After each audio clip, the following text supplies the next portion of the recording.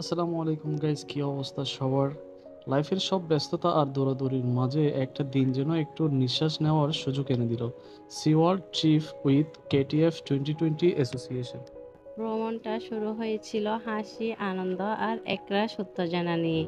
গাড়িতে প্রতিটা হাসি সেই দল বেঁধে যাত্রা। It already felt like a celebration. Sea World পৌঁছানোর পর মনে হচ্ছিল, yes, we are here, let's make memories. কিন্তু সবার আনন্দের মাঝেও আমার নিজের মনে একটু খালি জায়গা ছিল।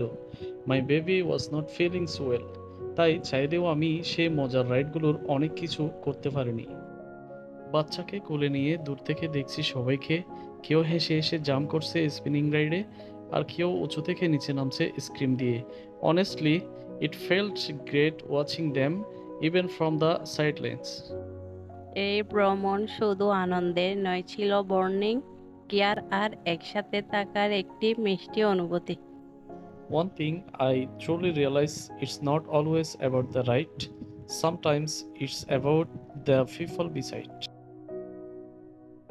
বন্ধুরা যখন পাশে এসে জিজ্ঞেস করে, ভাই বাচ্চা কেমন এখন, তখন বোঝা যায় কেটিএফ 2020 একটা family.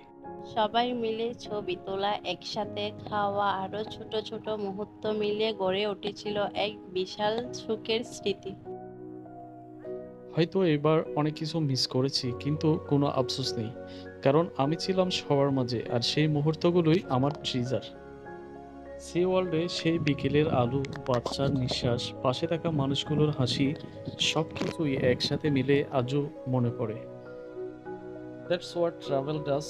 It does not just take you to places. It brings you closer to heart.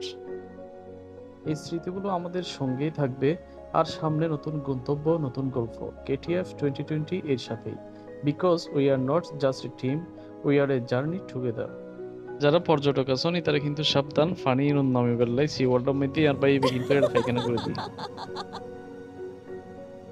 অবশেষে স্টিমারে বসে শেষ বিকেলের হাওয়া গায়ে মেখে আমরা ফিরে আসছি। স্মৃতিগুলো কিন্তু থেকে যাবে কেটিএফ 2020 অ্যাসোসিয়েশন এর সি ওয়ার্ল্ড ভ্রমণ হৃদয়ে গাথা গল্প হয়ে।